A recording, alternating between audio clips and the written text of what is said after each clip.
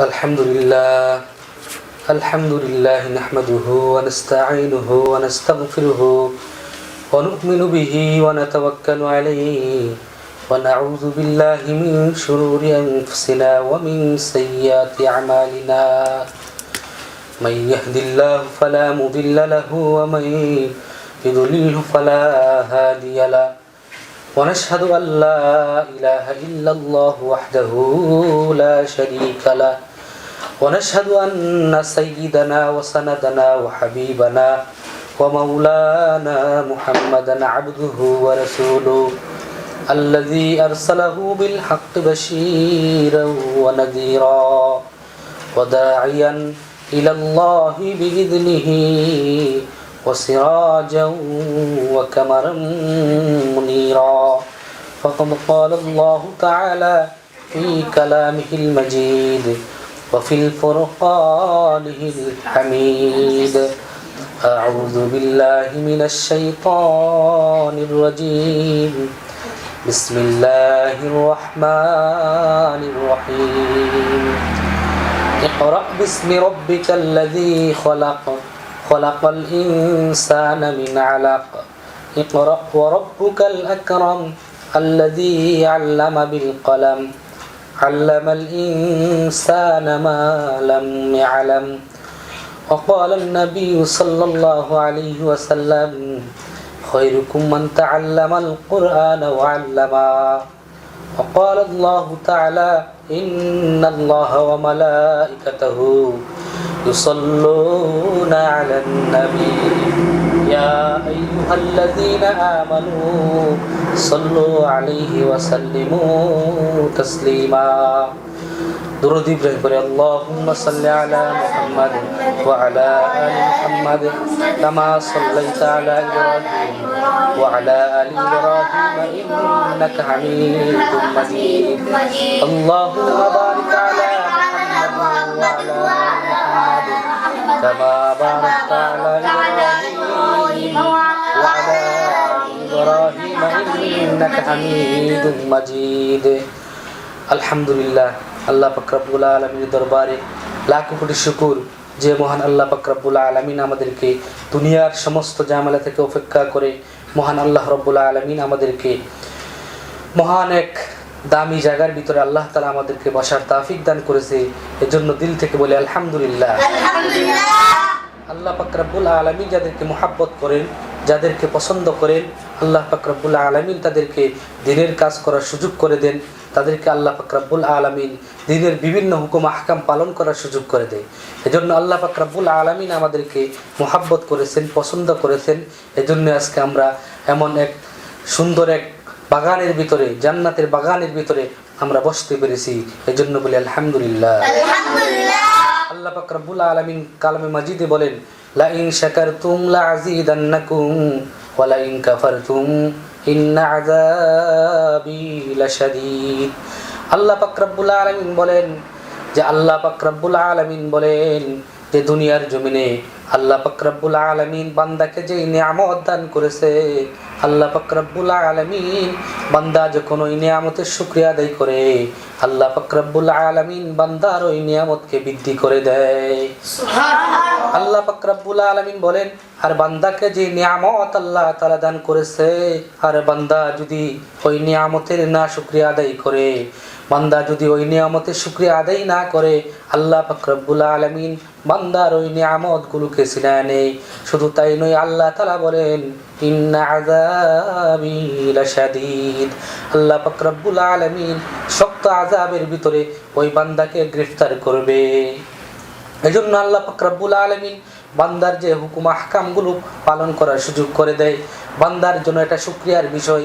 আল্লাহ পাক রব্বুল আলামিন যে বান্দাকে পছন্দ করে, যে বান্দাকে মুহাব্বত করে, আল্লাহ পাক রব্বুল আলামিন ওই বান্দাকে আল্লাহর কুদরতের হাত দিয়া ধরিয়া আল্লাহ পাক রব্বুল আলামিন ওই বান্দাকে নেক কাজ করার সুযোগ করে দেয়। সুবহানাল্লাহ। আমি যে আয়াতে কারিমা তেলাওয়াত করেছি, আল্লাহ পাক রব্বুল আলামিন এই আয়াতে কারিমাটা আল্লাহ পাক রব্বুল আলামিন তার কালামে মাজিদের ভিতরে সর্বপ্রথম আল্লাহ তাআলা সূরা আলাকের এই 5খানা আয়াত আল্লাহ তাআলা নাযিল করেছে।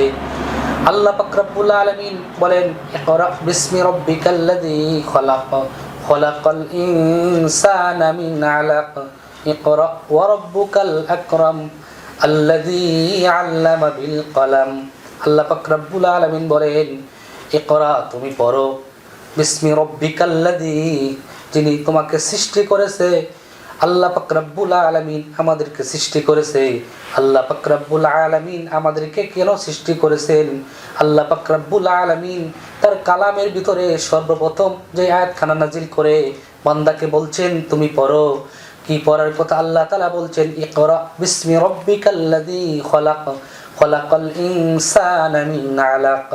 আল্লাহ পাক রব্বুল আলামিন বলেন পড়ো, তুমি পড়ো, যিনি তোমাকে সৃষ্টি করেছেন। আমাদেরকে কে সৃষ্টি করেছেন?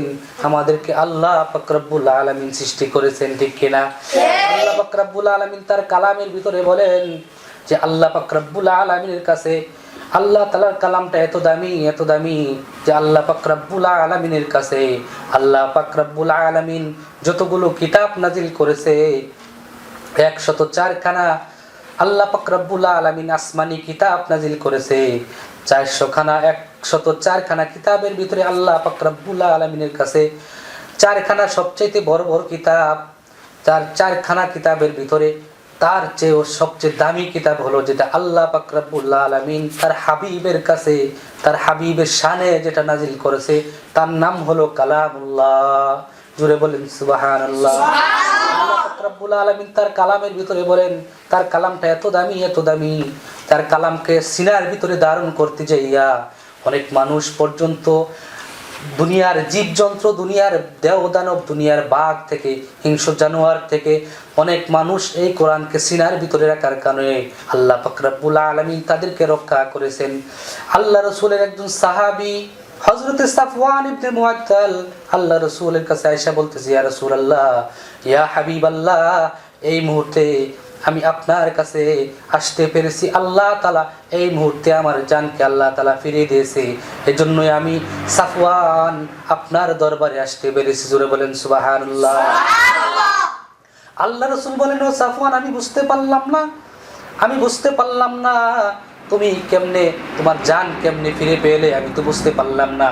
সাফওয়ান বলে, ইয়া রাসূলুল্লাহ, আমি যে সমুদ্রের মাঝখানে যখন যাইতেছিলাম, এমন সময় জাহাজ দিয়া যখন আমি পাড়ি দিতে চাইছিলাম, এমন সময় জাহাজ দিয়া যখন আমি ভ্রমণ করতেছিলাম, এমন সময় ওই সমুদ্রের মাঝখানে জাহাজটা যাওয়ার পরে এমন সময় পশ্চিম আকাশে মেঘ লাগিয়েছে। জাহাজের নাবিক বলতেছে, কে আসো মাঝি মাল্লা, কে আসো কোথায়? তাড়াতাড়ি নিজের জান নিজে বাঁচাও, কেননা এই মুহূর্তে হয়তোবা এই জাহাজকে আর ফেরানো সম্ভব না, এই মুহূর্তেই হয়তোবা এই জাহাজটা ডুবে যাবে। এজন্য আমি বলতেছি যে পারো নিজের জান বাঁচাও, আমার করার আর কোনো কিছু নাই। এমন সময় সাফওয়ান ইবনে মুআত্তাল বলে, ইয়া রাসূলুল্লাহ, মুহূর্তের মাঝেই দেখলাম জাহাজটা ডুবে নিঃশেষ হয়ে গেল, সমস্ত মানুষগুলো শেষ হয়ে গেল, কিন্তু ইয়া রাসূলুল্লাহ, আমি একটা তক্তার উপরে ভাসমান অবস্থায় ভাসতে এক জংলার কিনারে চলে গেলাম। জোরে বলেন সুবহানাল্লাহ।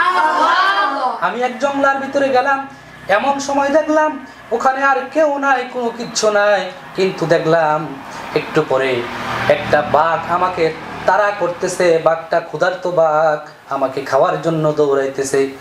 আমি ওই বাঘকে ক্ষুধার্ত অবস্থা দেখে আমি দৌড়াইতে শুরু করলাম। আমি ভাবলাম হয়তোবা আজকে আমি দুনিয়া ছেড়ে চলে যাব, যেহেতু বাঘ আমাকে দৌড়াইতেছে, আমার বাঁচার আর কোনো উপায় নাই। সাফওয়ান বলে, ইয়া রাসূলুল্লাহ, বাঘ ক্ষুধার্ত বাঘকে বললাম যে, ও বাঘ, তুই একটু সবুর কর, তুই যখন আমাকে খেয়ে ফেলবি খেয়ে ফেল, কিন্তু আমার পরিচয়টা নিয়া এরপরে তুই আমাকে খেয়ে ফেল। সাফওয়ান বলে, বাঘকে পরিচয় দিয়েই কি লাভ কি? একটু পরে সাফওয়ান বলে, আবার পরিচয় দিয়েই দেখি। এবার যখন সাফওয়ান ইবনে মুআত্তাল রাদিয়াল্লাহু তাআলা আনহু বাঘকে বলতেছে, বাঘ একটু সবর কর, আমার পরিচয়টা নে, এরপরে তুই আমাকে খাবি, খা। সাফওয়ান ইবনে মুআত্তাল বলতেছে, ও বাঘ, তুই কি জানোস আমি কে? ওরে সাফওয়ান ইবনে মুআত্তাল বলতেছে, ও বাঘ, তুই জানোস আমি কে? আমি আল্লাহ রসুলের সাহাবী, আল্লাহ রসুলের কাছ থেকে আমি কোরআন শিখছি, আমি হামিলে কোরআন। জোরে বলেন সুবহানাল্লাহ। এই কথা শোনা মাত্রই চলন্ত বাঘ, ক্ষুধার্ত বাঘটা ব্রেক করে সে দাঁড়িয়ে গেল। বাঘ বলতেছে, বাঘ দাঁড়িয়ে গেছে, আবার সাফওয়ান বলতেছে, জানোস এই যে আমার দুইটা হাত তুই দেখতেছিস, এই আমার নোংরা দুইটা হাত আমি আল্লাহ রসুলের হাতের সাথে মিলাইছি। জোরে বলেন সুবহানাল্লাহ। এই যে আমার নোংরা সিনাটা তুই দেখতেছিস রে বাঘ, আমার নোংরা সিনাটা আমি আমার রাসূলের সিনার সাথে মিলাইছি। জোরে বলেন সুবহানাল্লাহ। সাফওয়ান বলে, বাঘ রে বাঘ, তুই আমাকে খেয়ে ফেলবি, খেয়ে ফেল। এই যে আমার জবানটা দেখতেছিস রে বাঘ, এই জবানটা দিয়া আমি আল্লাহর রাসূলের মহরে নবুয়তে চুম্বন করেছি। জোরে বলেন না সুবহানাল্লাহ। এই কথা যখন আমি বাঘকে বললাম, চলন্ত বাঘ, ক্ষুধার্ত বাঘ দাঁড়িয়ে হাউ মাউ করে কাঁদতেছে, আর দুইটা হাত আসমানের দিকে তাকাইয়া। বাঘ যেন কি বলে, আর দুইটা হাত তুলে হাউ মাউ করে কাঁদে, আবার দুইটা হাত দিয়ে ক্ষমা চায়। আমি এবার দেখলাম বাঘ আমাকে খেলো না, বাঘ এবার চলে যাইতেছে। আমি কোনো রাস্তা খুঁজে পাইতেছিলাম না। হঠাৎ করে বাঘ আমাকে সামনে দিয়া, তার ডান হাত দিয়া, ডান পা দিয়া আমাকে রাস্তা বলে দিল। রাস্তা বলে দেওয়ার পরে আবার যেন হাউমাউ করে বাঘ আসমানের দিকে দুইটা হাত তুলে আবার যেন কি বলে, আর হাউমাউ করে কাঁদে, আর আমার কাছে দুইটা হাত তুলে বলে কি যেন বলে, ইয়া রাসূলুল্লাহ আমি তো কোনো কিছুই বুঝতে পারলাম না। আল্লাহ রসুল বলেন, সাফওয়ান রে তুমি বুঝতে পারলে না বাঘ তোমাকে কি বলছে? বাঘ এটাই বলতে চাইছে যে, ও সাফওয়ান ভাই, আমি তোমাকে চিনতে পাই নাই, আমি যদি চিনতে পারতাম তাহলে আমি বাঘ তোমাকে কখনো তোমার সাথে এমন আচরণ করতাম না। ও সাফওয়ান ভাই, এই কথাটা আল্লাহ রসুলের কাছে যায় বলো না। আল্লাহ রসুলের কাছে যদি তুমি যাই এই কথাটা বলো, আল্লাহ রসুল মনের ভিতরে কষ্ট পাবে। আল্লাহ রসুল যদি কষ্ট পায় তাহলে আমি বাঘ জাহান্নামে জ্বলে পুড়ে ছাই হয়ে যাব। এই কথা বলতে চেয়েছিল। সাফওয়ান বলে, ইয়া রাসূলুল্লাহ, একটা মানুষ আল্লাহ রসুলের উম্মত হইয়া এত সম্মান পাওয়া যায়। আল্লাহ রসুল বলে, সাফওয়ান রে এটা তুমি উম্মতের সম্মান না, তোমার এই হামিলে কুরআন হওয়ার কারণে বাঘ তোমাকে খায় নাই। সুবহানাল্লাহ।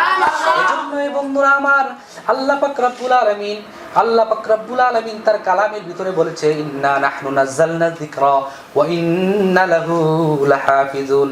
যারা আমার কোরআনকে সংরক্ষণ করবে, কোরআনকে ধারণ করবে, আল্লাহ পাক রব্বুল আলামিন তাদের জিম্মাদার। সুবহানাল্লাহ। এজন্যই কোরআনকে হেফাজত করতে হবে। আজকে কোরআনের মহব্বত নাই, কোরআনের আজমত নাই, এজন্য আজকে মুমিন মুসলমানেরা ধ্বংসের দিকে আছে। আজ থেকে 30 বছর আগের কথা হযরতে আসআদ মাদানীর জবান থেকে বয়ানটা শোনা।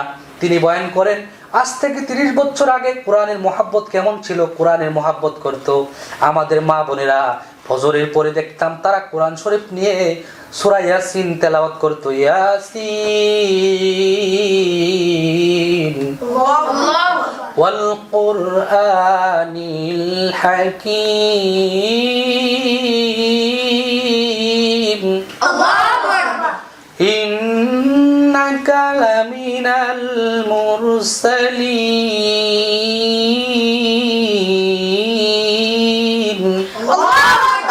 আজ থেকে 30 বছর আগে আমাদের মা চাচিরা তারা কোরআন শরীফ নিয়ে বসে যেত। কোরআন শরীফকে তারা এমন ভাবে গুনগুন করে আওয়াজ করত, তেলাওয়াত করত। ফজরের নামাজ আদায় করে তারা কোরআন তেলাওয়াত করত। তেলাওয়াত শেষ করে তারা ঘর বাড়ি ঝাড়ু দিত। কিন্তু আজকে আমাদের ঘর থেকে কোরআন চলে গেছে, টিভি চলে আসছে, আমাদের ঘর থেকে কোরআন চলে গেছে, ঘরের মহাব্বত চলে গেছে, কোরআনের বরকত চলে গেছে। আল্লাহ রসুলের একজন সাহাবী, তিনি প্রত্যেক দিন কোরআন তেলাওয়াত করতেন। এমন সময় একদিন দেখে তিনি যে ঘরের ভিতরে ছিলেন, এই ঘরের ভিতরে ঘোড়া বাঁধা ছিল। তিনি বুঝতে পারতেন না। আল্লাহ রাসূল বলেছেন যে এই ঘরের ভিতরে কোরআন তেলাওয়াত হয়, আল্লাহর পক্ষ থেকে ওই ঘরের ভিতরে রহমতের ফেরেশতা অবতীর্ণ হয়। সুবহানাল্লাহ। ওই সাহাবী জানতেন না যে রহমতের ফেরেশতা অবতীর্ণ হয়। ওই সাহাবী কোরআন তেলাওয়াত করতেন, ফজরের পরে কোরআন তেলাওয়াত করতেন, তিনি বুঝতে পারতেন না। তার ঘোড়া কেন লাফায়? আল্লাহ রাসূলের কাছে গেল, আল্লাহ রাসূলের কাছে যায় বলতেছি, ইয়া রাসূলুল্লাহ, আমি যখন কোরআন তেলাওয়াত শুরু করে দিই, ইয়া রাসূলুল্লাহ, আমার যে দুইটা ঘোড়া আছে, আমার ঘোড়া জানি কেন লাফায়, ইয়া রাসূলুল্লাহ, আমি তো বুঝতে পারি না। আল্লাহ রাসূল বললেন, ও সাহাবী, তুমি জানো না যে ঘরের ভিতরে কোরআন তেলাওয়াত করা হয়, ওই ঘরের ভিতরে আল্লাহর রহমতের অসংখ্য ফেরেশতা অবতীর্ণ হয়ে যায়। ও সাহাবী, তুমি যখন কোরআন তেলাওয়াত করো, তুমি তো দেখো না যে ওই ঘরের ভিতরে এত অসংখ্য ফেরেশতা অবতীর্ণ হয়, যে গরু ওই ঘোড়া যে তোমার জমিনের ভিতরে যে পা রাখবে, এই পাটা ওই জমিনের ভিতরে জায়গা খালি থাকে না, এজন্য ওই ঘোড়াটা লাফাইতে থাকে। এই জন্যই ঘরের ভিতরে যদি কোরআন তেলাওয়াত করতে থাকে, আল্লাহ রাসূল বলছেন যে ঘরের ভিতরে কোরআন তেলাওয়াত থাকবে, ওই ঘরের ভিতরে কোনোদিন ওই ঘরে অশান্তি থাকতে পারে না। সুবহানাল্লাহ। এই জন্যই কোরআনকে মহব্বত করতে হবে। আজ থেকে 30 বছর আগের কথা, আমাদের মা চাচিরা যেমনি তেলাওয়াত করতো, ঘরের ভিতরে বরকত থাকতো, কিন্তু না, এমন বরকত থাকতো, কোরআনকে যে ধারণ করবে, কোরআনকে যে মহব্বত করবে, ওই মহব্বতের কারণে আল্লাহ পাক রব্বুল আলামিন অসংখ্য মানুষদেরকে আল্লাহ তাআলা ক্ষমা করেছে, অসংখ্য মানুষদেরকে আল্লাহ পাক রব্বুল আলামিন জান্নাত দিয়া দিছে। আজ থেকে 30 বছর আগের কথা, একজন মানুষ ছিল, ওই গ্রামের ভিতরে কোনো মানুষ ছিল না, কোনো হুজুর ছিল না, কোনো আলেম ছিল না, একজন মানুষ ছিল। ওই এলাকার ভিতরে একজন মানুষ মারা গেছে, একজন কাঠুরিয়া মানুষ মারা যাওয়ার পরে ওই তার কাপন করবে, দাপন করবে এমন মানুষ কেউ ছিল না। কিন্তু তার কাপন দাপনের ব্যবস্থা করার পরে রাস্তার ভিতরে লাশ নিয়ে দাঁড়ায় আছে, দেখি কেউ আসে কিনা, কোনো হুজুর আসে কিনা, আসলে পরে তার জানাজার ব্যবস্থা করা হবে। অনেকক্ষণ বসার পরে দাঁড়ায় আছে, কেউ নাই। একজন মানুষ দেখা যায়, সে আলেম না, কিন্তু টুপি আছে, দাড়ি আছে, সে চাকরি করে। তাকে বলা হলো, ভাই এই জানাজার নামাজটা আদায় করায় দেন, এই জানাজাটা পড়ায় দেন, আমরা কোনো মানুষ পাইতেছি না যে তার জানাজার নামাজ পড়াবো। এমন অনেক বলার পরে ওই ব্যক্তি বলছে, আচ্ছা ঠিক আছে, তাড়াতাড়ি নিয়ে আসেন। জানাজার নামাজ পড়ায়া এবার বলতেছে, একটু মাটিটাও দেয়া দেন, কারণ মাটি দিবে এই দোয়াটাও কেউ জানে না, আমাদের এলাকার ভিতরে এমন কোনো মানুষ নাই। ঠিক আছে, সে লাশটা কবরে রাখলো, রাখার পরে এবার মাটির ব্যবস্থা করলো। মাটি দেওয়ার পরে এবার আল্লাহর ওই বান্দা যখন মাটি দেওয়ার পরে চলে আসে, এমন সময় দেখে তার পকেটের ভিতরে যে ডকুমেন্ট ছিল, একটা কার্ড ছিল যে চাকরি করতে লাগে, ওই কার্ডটা আর নাই। এবার সে চিন্তা করলো, হয়তোবা আমি কবরে যখন লাশটা নিয়ে নামছিলাম, হয়তোবা আমার ওই ডকুমেন্টটা, ওই কার্ডটা হয়তোবা ওই লাশের কবরের ভিতরে আছে। এবার এলাকার মানুষকে বলল, দেখুন আমার এই কার্ডটাকে যেভাবেই হোক, যে কোনো মূল্যে ওই কার্ডটা আমাকে ওঠাইতে হবে, ওই কার্ডটা কবরের ভিতরে আছে, আমাকে একটু কবরটা খোঁড়ার একটু অনুমতি দেন। এবার সমস্ত এলাকার মানুষ বলল, ঠিক আছে যান, আপনি ওই কার্ডটা তুলে নিয়ে আসেন। এবার আল্লাহর বান্দা যখন ওই কার্ডটা কবর থেকে, কবর খনন করে যখন কাঠটা নিয়ে আসার জন্য গেল, দেখলো একটু আগে যে মানুষটাকে আমরা কবরের ভিতরে রাখলাম, এখন যায় দেখি ওই কবরের ভিতরে আল্লাহ পাক রব্বুল আলামিন তার কবরটাকে যত ফুল ফলাদি দিয়ে আল্লাহ তাআলা সাজিয়ে রাখছে, এবং কি তার কবর থেকে মেশকে আম্বরের ঘ্রাণ আসতেছে। আল্লাহর বান্দার কৌতূহল জাগলো, হাই হাই, একটু আগে যে বান্দাকে আমরা রাখলাম তার তো এই অবস্থা ছিল না, কিন্তু কোন আমল সে করেছে যার কারণে আল্লাহ পাক রব্বুল আলামিন তার ওই কবরের ভিতরে এমন জান্নাতের ব্যবস্থা করেছে, আমার একটু জানতে হবে।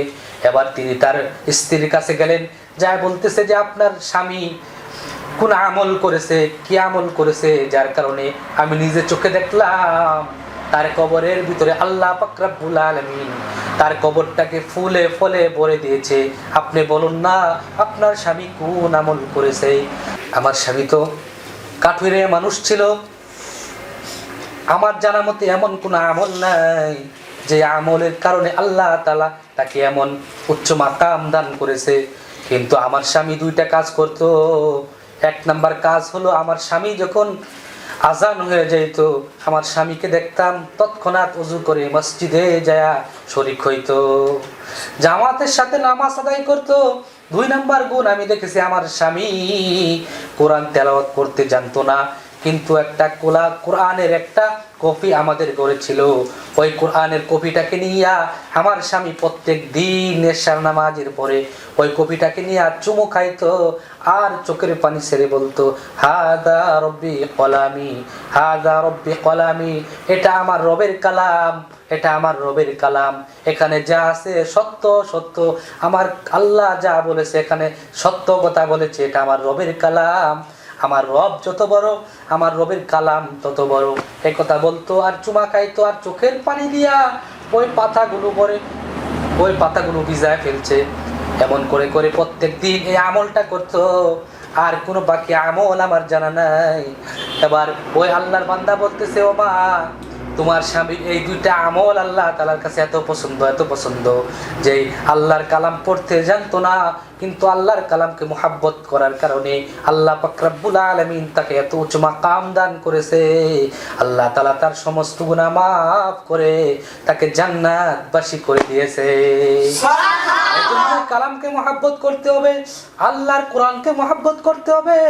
আল্লাহর কোরআনকে যারা মুহাব্বত করবে, আল্লাহর কোরআনকে যারা সিনায় রাখবে, আল্লাহর কোরআনকে যারা অন্তর দিয়ে ভালোবাসবে, আল্লাহ পাক রব্বুল আলামিন বলেন, যারা আল্লাহ রাসূল বলেন, যার সাথে যার মুহাব্বত হয়ে যাবে আল্লাহ তাআলা তার সাথে কিয়ামত করে দিবে।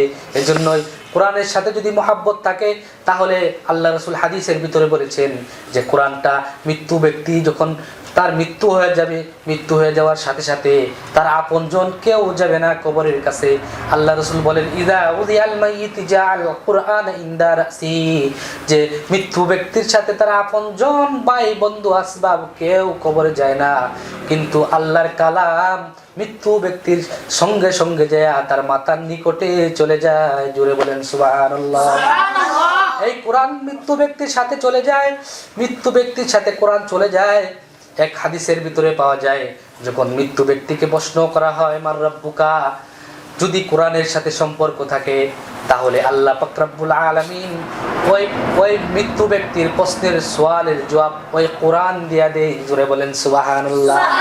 কোরআন বলে, ওই মুনকার নাকির তুমি চুপ করো, ওই ব্যক্তি আমাকে ধারণ করেছে, ওই ব্যক্তির পক্ষ থেকে আমি কোরআন তার জবাব দিয়া দিতেছি। ও ফেরেশতা তুমি চুপ করো, ওই বান্দা আমার বন্ধু ছিল, ওই বান্দা আমাকে মুহাব্বত করতো, আমি কোরআন আজকে এটাকে আগুনে জ্বলতে দিব না। হাদিসের কিতাবের ভিতরে পাওয়া যায় কোরআন আগুনের সাথে যুদ্ধ করতে থাকবে, জাহান্নামের আগুনের সাথে যুদ্ধ করতে থাকবে। জাহান্নামের আগুনের সাথে কোরআন যুদ্ধ করবে আর বলবে, সে হলো আমার আহাল, সে আমাকে ধারণ করেছে, আমাকে মুহাব্বত করেছে। ও সাবধান আগুন সাবধান, তুমি যদি ওই ব্যক্তিকে পড়তে চাও তাহলে আমি কোরআনকেও পড়তে হবে। আল্লাহ পাক রব্বুল আলামিন এই কথা শোনার পরে আল্লাহ পাক রব্বুল আলামিন ওই বান্দার সমস্ত গুনাহ আল্লাহ তাআলা কোরআনের সুপারিশে মাফ করে দেবে।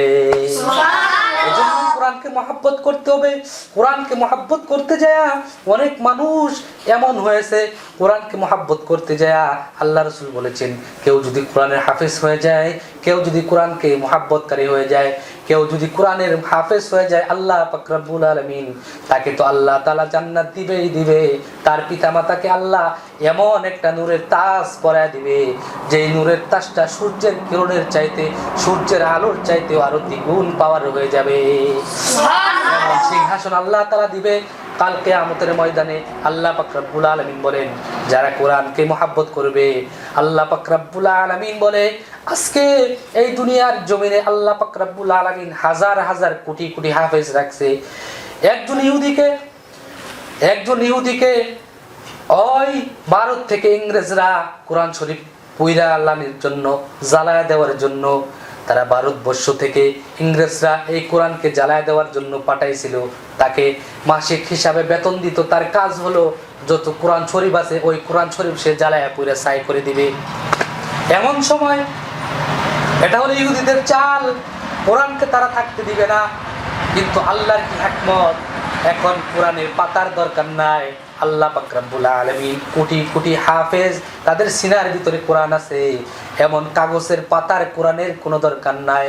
ইহুদি এবং নাস্তিকরা কোরআনকে ধ্বংস করার জন্য, কোরআনের আলেমদেরকে, মুসলমানদেরকে ধ্বংস করার জন্য তারা চতুর্দিক দিয়া তারা পায়চারি করতেছে, তারা সর্বদিক দিয়া মুসলমানদেরকে ধ্বংস করার জন্য, ঈমান নষ্ট করার জন্য সর্বদাই তারা লাগা আছে। এক ইংরেজের বাচ্চা ওই ভারতবর্ষ থেকে তাকে বাংলাদেশের ভিতরে ভারতবর্ষ পাঠাইছিল যে তুমি যাও ভারতবর্ষে যাইয়া যত কোরআন আছে সমস্ত কোরআন কিনবা, লাইব্রেরি থেকে যত কোরআন আছে কিনবা, কিন্না আগুনে সব জ্বালায় দিবা যাতে কোরআন পড়ার কোনো লোক না থাকে। এমন সময় এক ব্যক্তির সাথে তার দেখা হয়ে যায়। ভাই তুমি কি কাজ করো? বলে আমি তো এমন একটা দায়িত্ব, এমন একটা চাকরি নিয়েছি যে আল্লাহর কালাম কিনে কিনে আমি জ্বালাইবো, আমাকে এই জন্য পাঠানো হয়েছে, আমাকে বেতন দেওয়া হয়। বলতেছে আসো আমার সাথে আসো। ওই দিল্লি শাহী মসজিদের পাশে একটা হেফজখানা আছে, সেখানে মাত্র 6 বছরের একটা হাফেজ আছে। সেখানে যাওয়া হলো। ওই ব্যক্তি তাকে নিয়ে সেখানে নিয়ে যায়, বলতেছে আসো তুমি তো কাগজের কোরআন তুমি জ্বালানোর জন্য আসছো, আসো আমার সাথে আসো। একটা ঘরের ভিতরে নিয়ে গেল।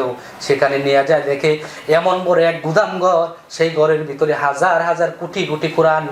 আমি এই সমস্ত কোরআনগুলোকে পুরে পুরে আমি ছাই করে দিয়েছি। ওই ব্যক্তি বলতেছে আমাকে ওই দায়িত্বের জন্য পাঠানো হয়েছিল, কিন্তু কি দুর্ভাগ্য দেখো, আমি যে কোরআনকে ছাই বানানোর জন্য আসছি, এই কোরআন আমার অন্তরটাকে ছাই বানায় দিছে, এই কোরআনের নূর দিয়ে আমার অন্তর ভরে দিয়েছে। তুমি এই কোরআন পড়ার জন্য আসছো, এই দেখো আমি এই সব কোরআন শরীফ আমি পড়েছি, কিন্তু লাভ কি? আল্লাহ তাআলা হেদায়েতের আলো আমাকে দিয়ে দিছে। আসো আমার সাথে আসো। দিল্লি মসজিদের পাশে শাহী মসজিদে হেফজখানার সেখানে যাইয়া একটা 6 বছরের বাচ্চা নিয়ে আসছে। আসো তুমি তো এগুলা কাগজের কোরআন জ্বালানোর জন্য আসছো, আমার সাথে আসো, এগুলা জিন্দা কোরআন, এদেরকে তুমি কেমনে পড়বে? ওই ছোট বাচ্চাকে আনলো, আনার পরে বলতেছে বাবা তুমি তেলাওয়াত শুরু করে দাও। ওই ছোট বাচ্চাটা সূরা ফাতিহা থেকে শুরু করে সূরা বাকারা শেষ করেছে, সূরা আলে ইমরান শেষ করেছে। 6 বছরের বাচ্চা সূরা ফাতিহা থেকে সূরা নাস পর্যন্ত তেলাওয়াত করে, মাঝে মাঝে যখন আজান হয় নামাজ পড়ে আবার তেলাওয়াত করে। এই ছোট্ট বাচ্চাটা প্রথম থেকে 30 পারা পর্যন্ত তাকে মুখস্থ শোনায়া দিয়েছে। জোরে বলেন সুবহানাল্লাহ। এই দৃশ্য দেখার পরে ওই ইংরেজের বাচ্চা বলে ভাই তোমার কাছে আমি বলি, তুমি তো আমার দেশের ভাই, তুমি তো আমার ভাই, শোনো তোমার কাছে আমি বলে দেই, যেই দেশ থেকে আমাকে আল্লাহর কোরআন জ্বালানোর জন্য আমাকে পাঠানো হয়েছে, আল্লাহর কসম খেয়ে বলি ওই নোংরা দেশে আমি আর ফিরে যাইতে চাই না। তুমি আমার ওখানে যাই আমার মাকে বলো, আমার বাবাকে বলো, আমার কাছে যেন কোনো দাবি দাবা না রাখে, আমি আর কোনো দিন ওই নোংরা দেশে আর যাব না, যেই দেশে আল্লাহর কালামের কোনো মূল্য নাই, আল্লাহর কালাম পরে ছাই করে দেই। আমি ভাই শোনো তোমার কাছে এই মুহূর্তে আমি বলি, যেই কোরআনকে ছাই বানানোর জন্য আমাকে পাঠানো হয়েছিল, এই আল্লাহর কোরআন আমার এই সিনাটাকে নূর দিয়া ভরপুর করে দিয়েছে। আমি আজ আর যাইতে চাই না, ওই মাতৃভূমিতে আমি আর যাব না ভাই। তুমি যাও আমার মার কাছে সালাম দিবে আর বলবে তোমার সন্তান ওই দেশেই থাকবে, আর কোনো দিন এই দেশে ফিরে আসবে না। এটা হলো ইংরেজদের চাল। তারা মুসলমানদেরকে কেমনে ধ্বংস করবে, কোরআনের হাফেজদেরকে কেমনে ধ্বংস করবে, কোরআনকে কেমনে ছোট করবে, আল্লাহর বান্দাদেরকে কেমনে ছোট করবে, এটা হলো ইহুদি নাসাদের চাল। কিন্তু আমাদেরকে আল্লাহ তাআলা বলছেন তোমরা কালামুল্লাহ, যে কোনো বান্দা যদি আল্লাহর সাথে কথা বলতে চায়, সমস্ত কিতাব হলো কিতাবুল্লাহ, আসমানি কিতাব কিতাবুল্লাহ। হযরত ঈসা আলাইহিস সালামের কাছে যে কিতাব দেওয়া হয়েছে এটা হলো ইনজিল, এটা হলো কিতাবুল্লাহ। যেটা মুসা আলাইহিস সালামের কাছে যেটা দেওয়া হয়েছে এটা হলো তাওরাত, এটা হলো কিতাবুল্লাহ।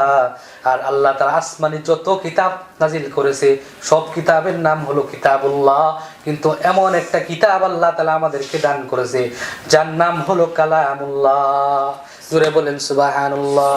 এটা হলো কালামুল্লাহ। এটা কালামুল্লাহ শব্দের অর্থ হলো কালামুল্লাহ, আল্লাহর কালাম। কালাম অর্থ কথা, এটা আল্লাহর কথা। আল্লাহ রাসূল বলেন কোন বান্দা যদি আল্লাহর সাথে কথা বলতে চায় তাহলে সে যেন কোরআন শরীফ খুলে যেন সুন্দর করে পড়ে আল্লাহর সাথে কথা বলবে, আল্লাহ তাআলা তার প্রত্যেকটা কথার জবাব আল্লাহ তাআলা দিয়া দিবে। এজন্য আমাদেরকে খেয়াল রাখতে হবে আল্লাহ তাআলা যেন আমাদের প্রত্যেককে যেন আল্লাহ তাআলা এই কোরআনকে মহব্বত করার তৌফিক দান করে, কোরআনকে ভালোবাসার তৌফিক দান করে। আল্লাহ পাক আমাদের প্রত্যেককে যেন কোরআন সহি করে পড়ার তৌফিক দান করে। সকলে বলুন আমিন। ওয়া আখিরু দাওয়ানা আলহামদুলিল্লাহি রাব্বিল আলামিন।